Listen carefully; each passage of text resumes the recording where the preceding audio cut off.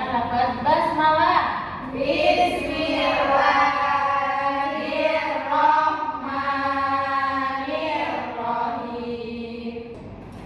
Nah, untuk mengenang para arwah pahlawan kita, untuk sebelum memulai pelajaran kita hari ini, kita akan menyanyikan lagu nasionalisme dengan judul Garuda Pancasila. Pada tahu kan semuanya? Tahu. Nah, sekarang kita bangun ya, berdiri buat nyanyikan lagunya. Satu orang bisa lagu buat ke depan. Dan hitungan ketiga, kita akan mulai menyanyikan ya. Boleh dipimpin. 1, 2, 3. Garuda Pancasila, akulah pendukungmu. Patriot proklamasi, sedia berkorban untukmu. Pancasila dasar negara, rakyat adil mampu sentosa, pribadi bangsaku. Ayo maju, maju, ayo maju, maju, ayo maju, maju.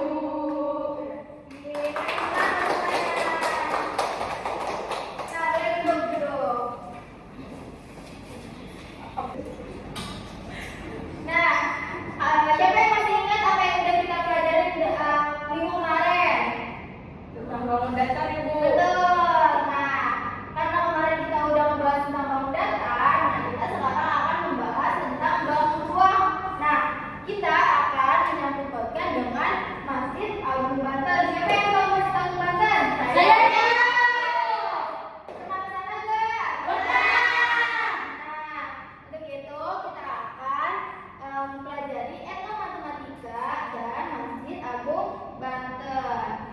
Nah, dari pembelajaran ini kita akan mengidentifikasi bangun datar dan bangun ruang pada arsitektur Masjid Agung Banten. Nah, di Masjid Agung Banten itu ada apa aja sih? Ada masjid, ada kolam ikan. Nah, betul. Bisa jadi juga. Nah, di sini dengan pembelajaran ini juga kita akan menjelaskan bagaimana konsep simetris dan sudut pada unsur pada budaya yang ada di Masjid Agung Banten. Nah, untuk itu ada yang tahu nggak sih apa itu etnomatematika? Tahu. Nah, jadi etnomatematika adalah studi tentang hubungan antara matematika dengan budaya. Nah, jadi di sini kita akan menyangkut pautkan antara matematika dengan budaya yang ada di Masjid Agung Banten ini. Nah, istilah ini pertama kali diperkenalkan oleh Ubiratan de Ambrosio. Siapa?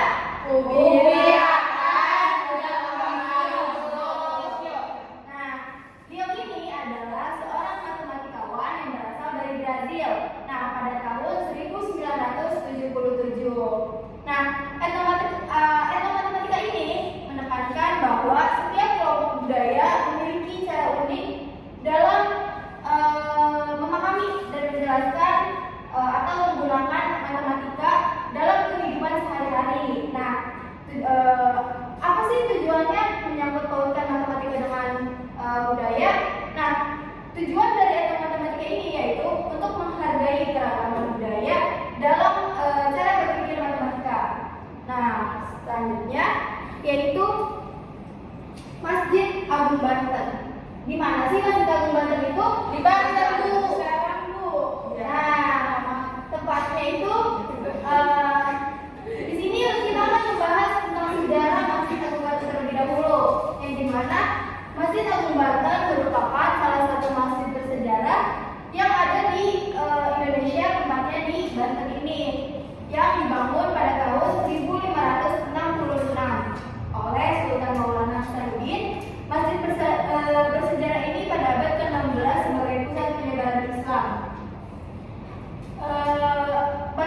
Terutama itu kan di sini di Banten, nah tempatnya itu di Banten Lama. Masjid ini menampilkan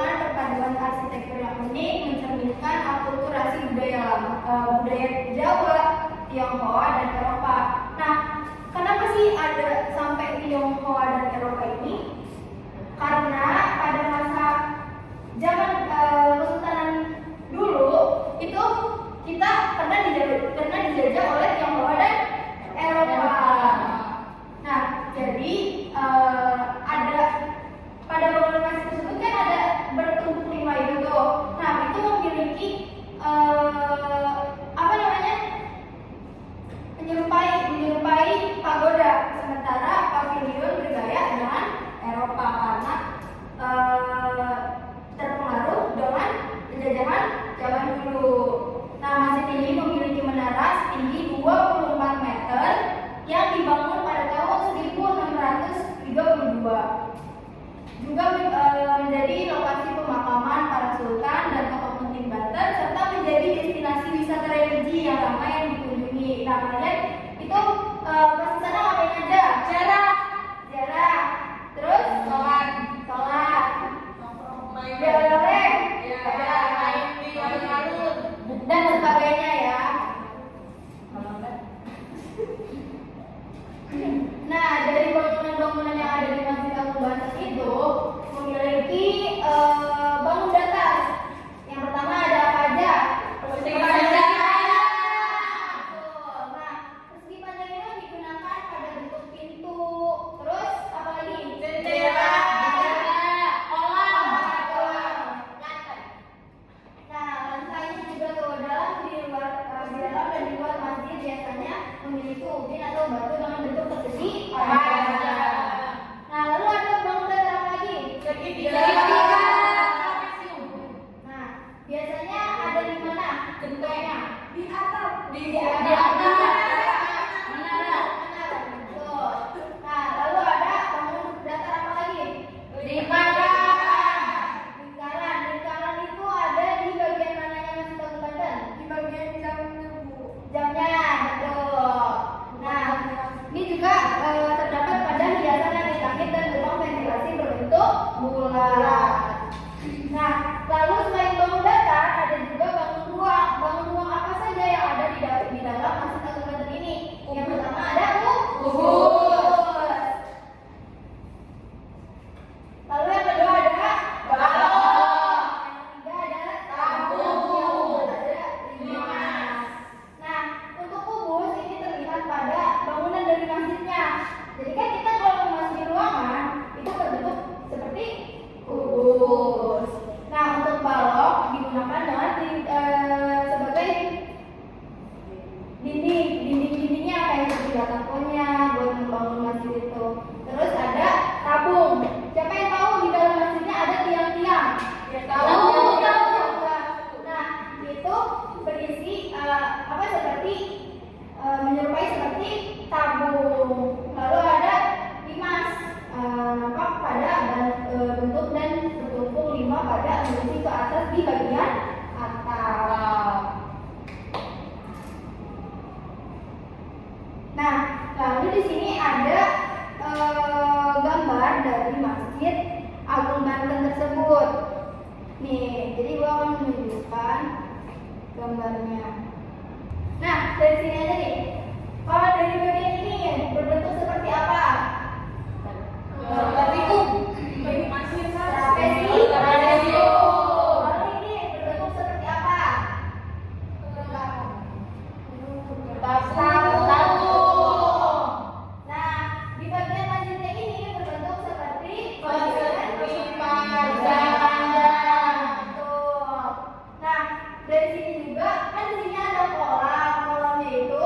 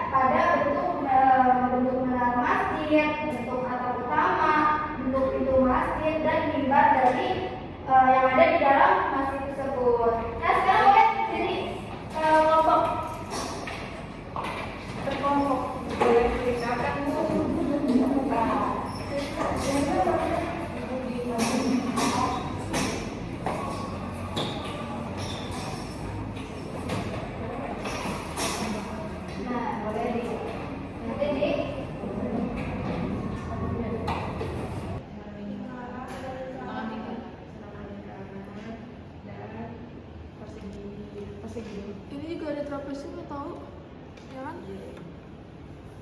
Berarti itu aja nih, trapesium.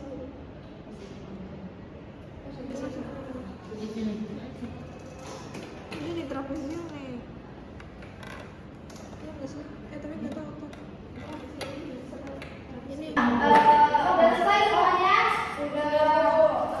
Nah, sekarang perwakilan dari masing-masing kelompok untuk maju mempresentasikan hasil yang udah kalian diskusikan tadi bersama teman-teman. Boleh kelompok satu silakan. Saya Bu.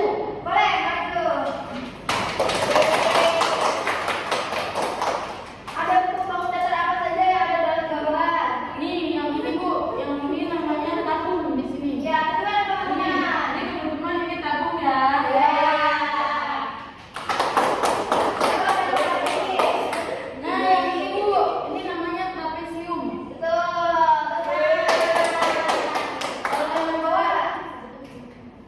Nah, ini juga trapesium nih, yang ini. Yang ini.